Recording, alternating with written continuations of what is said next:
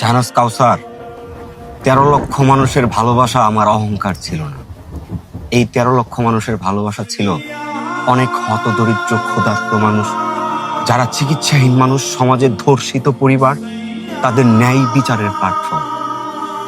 আমি জানি রে কিবরিয়া, তুই দিনরাত এক কইরা মানুষের বিপদ আপদে সবসময় মানুষের পাশে থাকতি। আমার শহরে অনেক ক্রিয়েটর আছে, কেউ কি কোনো অসহায় মানুষের পাশে দাঁড়ায়, ক্ষুধার্ত মানুষের মুখে খাবার তুলে দেয়?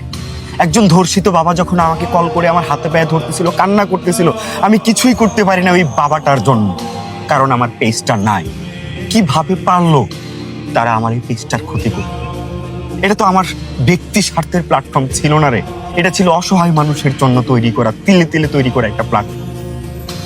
ধৈর্য ধর বন্ধু, যে মানুষ মানুষের ক্ষতি করে তারা মানুষের সাময়িক ক্ষতি করতে পারে, তোর ভিতরে থাকা প্রতিভা তারা কখনোই ধ্বংস করতে পারবে না। কি অবস্থা রাজীব ভাই?